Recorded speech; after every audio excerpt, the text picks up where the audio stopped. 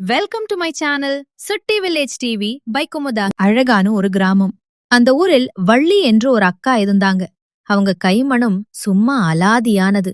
ஒரு நாள் சாயங்காலம் ஊரில் பலத்த மழை பெய்து கொண்டிருந்தது. ஜன்னல் வழியே மழையை ரசித்துக் கொண்டிருந்த தன் குழந்தைகளுக்காக வள்ளி அக்கா சமையலறையில் சுடச் சுட நல்ல குண்டு குண்டா உப்பலான பூரிகளையும் அதற்கு தொட்டுக்கொள்ள வாசனையான உருளைக்கிழங்கு மசாலாவையும் ரெடி பண்ணினாங்க. தட்டில் பூரிகள் குவிய குவிய அதன் ருசியான வாசனை அப்படியே தெரு முழுக்க வீசத் தொடங்கியது. வள்ளி அக்கா தன் குழந்தைகளை அழைத்து, இந்தாங்கடா செல்லங்களா, மழையில நல்லா சுட சுட மொறு மொறுன்னு பூரி சாப்பிட்டுட்டு சீக்கிரம் தூங்குங்க என்று பாசத்தோடு கொடுத்தாங்க. அதே தெருவில் முத்து ராணி என்று ஒரு தம்பதி வாழ்ந்து வந்தாங்க. இந்த முத்து இருக்கானே, அம்புட்டு சோம்பேறி, எந்த வேலைக்கும் போகாம ஊருக்குள் பொய் சொல்லி ஏமாற்றுவதுதான் இவனோட வேலை. வள்ளி அக்கா வீட்டு பூரி வாசனை மூக்கை துளைத்ததும் ராணிக்கு எச்சில் ஊறியது. அவள் முத்துவிடம், ஏங்க, வள்ளி அக்கா வீட்ல பூரி வாசனை சும்மா தூக்குது, காசு கொடுத்து வாங்க, நம்ம கிட்ட துட்டு இல்ல, நீங்க ஏதாவது பொய் சொல்லி வாங்கிட்டு வாங்கப்பா, சாப்பிட ஆசையா இருக்கு என்று ஆசையை கிளப்பினாள். முத்துவும் சிரித்துக்கொண்டே, பொய் சொல்றது எனக்கு அல்வா சாப்பிடுற மாதிரிடி, இந்தா ஒரு பெரிய டிபன் பாக்ஸை எடு, இப்போ பாரு எப்படி வாங்கிட்டு வரேன்னு என்று கூறிவிட்டு குடையுடன் கிளம்பினான். முத்து நேராக வள்ளியக்கா வீட்டு வாசலுக்கு ஓடிச் சென்று மூச்சிரைக்க கதவை தட்டினான். வள்ளியக்கா கதவை திறந்து, என்ன முத்து தம்பி, இந்த மழையில மூச்சிரைக்க ஓடி வர, என்னாச்சு என்று பதற்றமாக கேட்டாங்க. உடனே முத்து தன் முகத்தை அப்படியே அப்பாவியாக வைத்துக்கொண்டு, அக்கா, நம்ம பலசரக்கு கடைக்காரர் செல்வமண்ணன் இருக்காரே, அவரோட வயசான அம்மா இன்னைக்கு டவுன்ல இருந்து வந்திருக்காங்கக்கா. செல்வத்தோட கடையில சாப்பாடு எதுவும் இல்லையா, உங்க வீட்ல பூரி செய்யற வாசனை வந்துச்சுன்னு அந்த பாட்டிக்கு கொடுக்க செல்வமண்ணன் தான் என்ன உங்ககிட்ட அனுப்பி வச்சாரு.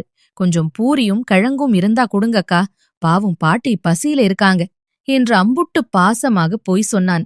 வள்ளி அக்காவும், ஐயோ பாவம் பாட்டி என்று இரக்கப்பட்டு அந்த டிபன் பாக்ஸ் நிறைய சுடச்சுட பூரிகளையும் கிழங்கு மசாலாவையும் அடுக்கி கொடுத்து விட்டாங்க. பலகாரத்தை வாங்கிக் கொண்டு வீட்டுக்கு ஓடிய முத்துவும் ராணியும் அதை ரசித்து ருசித்து சாப்பிடத் தொடங்கினார்கள். முத்து பெருமையோடு, பாத்தியாடி என் புத்திய, செல்வம் அம்மான்னு சொன்ன உடனே எப்படி அப்படியே நம்பி அம்புட்டு பூரியையும் கொடுத்துட்டா பாரு என்று சிரிக்க, ராணியும் நீங்க கில்லாடிங்க என்று அவனை கொண்டாடினாள். ஆனால் மறுநாள் காலை மழை நின்று வெயில் அடித்ததும் வள்ளியக்கா டிபன் பாக்ஸை திரும்ப வாங்க செல்வத்தின் பலசரக்கு கடைக்கு சென்றாங்க. அங்கே செல்வத்திடம், செல்வமண்ணே, நேத்து உங்க அம்மாவுக்கு டிபன் பாக்ஸ்ல பூரி கொடுத்து விட்டேனே முத்துக்கிட்ட, அந்த பாக்ஸ கொடுங்க, குழந்தைக்கு லஞ்ச் பாக்ஸ் கட்டணும் என்றாங்க.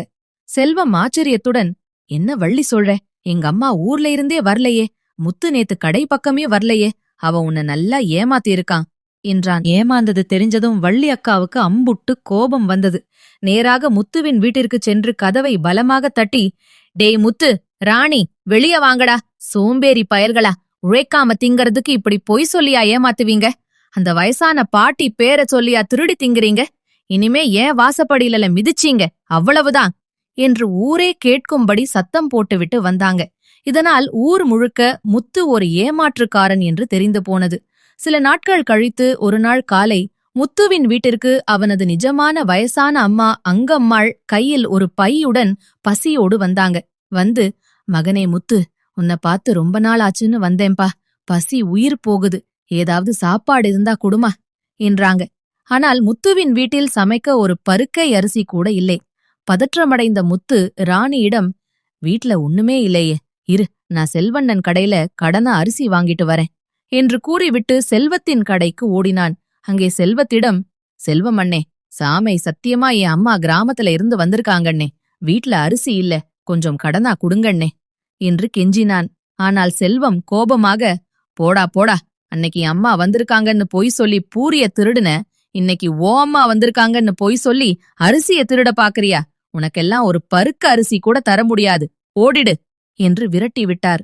வழியில்லாமல் முத்து வள்ளி அக்கா வீட்டுக்கு ஓடி, வள்ளியக்கா, கால விழுந்து கேக்குறேனக்கா, என் அம்மா நிஜமாவே பசியோட இருக்காங்கக்கா, ஏதாவது சாப்பாடு இருந்தா கொடுங்கக்கா என்று கதறினான். வள்ளி அக்காவோ, அன்னைக்கு அப்படி அழுது அழுது பொய் சொல்லி ஏமாத்தினவன் தானே நீ, இன்னைக்கும் உன் நாடகம் என்கிட்ட செல்லாது முத்து, போ, உன்னை நாங்க யாரும் நம்ப மாட்டோம் என்று கூறி கதவை முகத்தில் அடித்தாற்போல் மூடினாங்க. ஊரில் யாருமே உதவ முன்வராததால் முத்துவும் ராணியும் சாப்பாடு இல்லாமல் பசியோடு இருக்கும் தன் தாயின் முன்னால் தலை குனிந்து நின்றாங்க. அவங்க அம்மா வருத்தப்பட்டு அழுது கொண்டே, முத்து, நீ எப்போதும் பொய் சொல்வன்னு இந்த ஊரே உன்னை நம்ப மாட்டேங்குது பாத்தியா? நீ சொன்ன பொய்யால இன்னைக்கு உன் பெத்த தாயே பசியோட நிக்கிறேன். இனி நான் இங்க இருக்க மாட்டேன் என்று கூறிவிட்டு அழுது கொண்டே ஊரை விட்டு போனாங்க. பாத்தீங்களா குட்டீஸ், முத்துவும் ராணியும் தங்களோட தப்ப நினைச்சு ரொம்ப அழுதாங்க. நாம ஆசைக்காக சொல்ற ஒரு பொய் நம்மளோட மொத்த நம்பிக்கையையும் கெடுத்துடும்னு அன்னைக்கு அவங்க புரிஞ்சுக்கிட்டாங்க. அன்றிலிருந்து இந்த கதை உங்களுக்கு பிடித்திருந்தா நம்ம சுட்டி வில்லேஜ் டிவி சேனலை சப்ஸ்கிரைப் பண்ணி லைக் அண்ட் ஷேர் பண்ண மறக்காதீங்க.